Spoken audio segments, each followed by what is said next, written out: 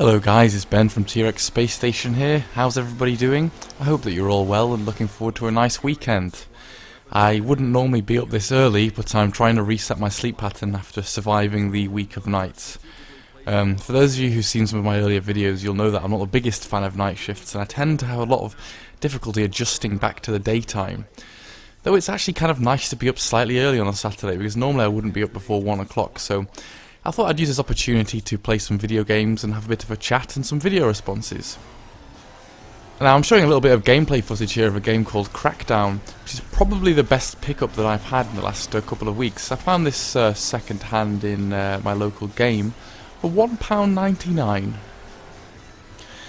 Yes, after whinging before that I can't really find any decent games in game for cheap, I found a really good bargain in there, and actually they've got some good deals on them. Got some good deals on at the moment where you can get pretty much, I think, 5 old used Xbox games for 20 quid, or they're like a £5 each, which I thought was really reasonable. I think it's mostly the new games that I find are too expensive in game, but I've been finding some great bargains. So yes, this is a game that I've been looking at for a while because it just seems very cool. It's basically an open-ended sandbox style game in which you drive around and kill people, kill criminals, and you can do it really in any order that you want. As far as I know, there's no sort of set missions or story really. It's just kind of nice to be part of a dynamic, fun and free city. I guess you could compare it to GTA in some senses, but the emphasis here is slightly different. It's more on fun and destruction and chaos and killing things, and not so much on story or progression in that sense. There are some cool elements to this. Of course, the more people that you kill and things, you collect basically type of experience points, and you can level up different things like your stamina or your throwing strength and your firearm skills. This is a nice little RPG style element, so yes, I've been up early playing a bit of this, and it seems really good so far. I have heard that the second one is really good as well, so possibly go on and get that too. Now, I thought I would use this opportunity to do a few video responses, not necessarily to modern or to recent questions, but to some that I've seen in the past few weeks or even months and been thinking about and wanted to make a response to. The first question would be one by Lifespiller, who I've shouted out recently. His question was, what are the examples of games where you actually preferred the sequel to the original?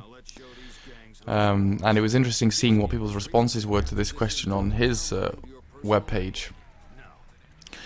I have a few good examples of this. The first one that I would say would be Sonic the Hedgehog on the Sega Mega Drive. Now, I think Sonic 1 is obviously a really impressive, well-known, groundbreaking and highly regarded game. And don't get me wrong, it's a game that I've spent many hours playing, and I did get it with my first Sega Mega Drive along with Castle of Illusion. And yeah, I don't want to detract from how amazing a game it is, but I do nowadays prefer to play Sonic 2. I think that Sonic 2 really took the good parts of Sonic 1 and improved on them. It's so fast-paced. It's really impressive, some of the kind of graphics, the speed of it, shooting around the levels. And I think that the other thing is that the music is so much more memorable to me. I could probably still hum a lot of the songs off Sonic 2, different levels. I'm not going to do that to you because nobody wants to hear that type of thing this early in the morning. So yes, Sonic 2 would be my first example. My next example would probably be Quake 2. Now, again, when the first Quake game came out, there was so much kind of excitement about it. It was a very kind of atmospheric, dark, dingy, gothic game, and it really made a strong impression on us that, well, pretty much everybody that was a fan of first-person shooters at the time. And I think it was a really important game to happen. It's not a game that I look back on amazingly fondly, and it's not really one that I've replayed very much since the original came out all those years ago. I think it was more of a stepping stone game for me. Because Quake 2 is one of my favourite first-person shooters, and a game that I've spent a very large amount of time on, and so that would be another good example of a game that I really prefer the sequel to the original. I've owned Quake 2 in many different guises over the years. The first time I owned it was on the PC. That was back in the days when kind of online gaming was first starting to rear its head, and I remember playing a few online matches with my friend using my dial-up 56k modem, which was interesting to say the least. I can remember having horrendous pings and lots of lag, but we did still persevere with it, and we did still manage to get some pretty good matches online. And so I have to think of it fondly for really introducing me first to the kind of online multiplayer shooters, and that was where I really got hooked, and probably where I really started to fall in love with the Quake series. I've also got I then went on to get the PlayStation 1 version and get the multi-tap, and that was a fantastic game because we could go around to my friend's house and get 4 of us together and play loads of split screen, and I've spent endless hours playing that game and laughing with all my friends and destroying them with the BFG, and it's just brilliant. And the most recent version that I got of it was the Nintendo 64 version, which is really good, and it's actually great because it's got a completely different campaign mode with different levels and things, so it doesn't feel old and tired. It's actually very much a game in its own right that's different from the other versions. And also the multiplayer is fantastic on that too, and it's sometimes nice to use the N64 controller, though obviously it's not going to come close to the keyboard and mouse, which is the classic combo. So yes, Quake 2 is a fantastic game that I've owned in 3 different versions and loved every one of them. So yeah. The next question then would be by Kit171, who's asking, what do you think about short games? Do you prefer your games to be short, or do you prefer them to be long? And there's a lot of different approaches you can take to answering this, because of course there are different types of games that lend themselves to different styles and different amounts of time that they take to play and complete. I have been known to like very, very long games. I did book a full week of leave off to play Skyrim and pretty much spent 12 hours a day sitting in my underwear glued to the screen and barely eating. By the time I finished that week I looked like a pale and shivering golem that really needs some nourishment. And I spent hours and hours playing that. And I have also been known to enjoy some RPGs in the past, though not so much these days, but Final Fantasy... what was it now? The one on the PlayStation 2, I think it was Final Fantasy 12. Spent an absolute ton of time playing that game. In fact, I played it pretty much through twice because I just really got addicted to it and loved it. So I think that long games do have their place, and there have been some very long epic adventures that have really inspired me, and Skyrim and the Morrowind series would be the one that I would always come back to in that sense. But actually these days I don't know what it is, if I'm getting old or if my attention span's changing. Or if it's just about how much work I have to do, but I've actually started really liking games that you can just dip into, play, have an experience, complete maybe, and have some replayability value, but not have too much time consumed.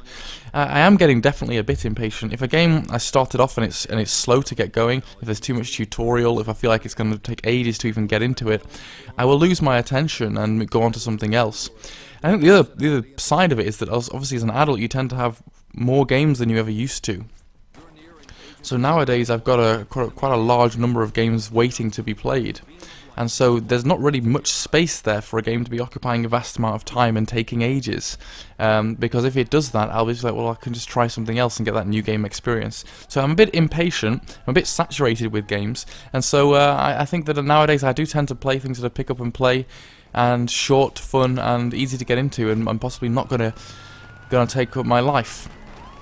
And hence why I'm enjoying a bit of Crackdown today, which is just like, does what it says on the tin, shoot the hell out of everything and get on with it.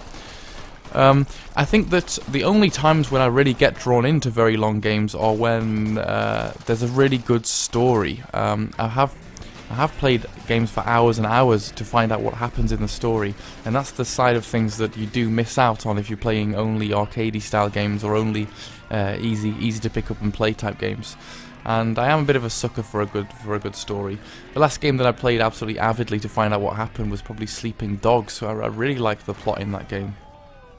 A plot of undercover police officers, betrayal, and all these different types of things. Those kind of classic stories that they really do engage me. So I think it does depend on the time in your life, how busy you are, how many games you've got waiting, and whether the game can actually sucker you in, grab you in with something engaging and a plot to get you addicted. Kit171 also asked, what would the retro remake of your choice be? Would there be any older games that you used to enjoy back in the day, perhaps, that you would like to see remade?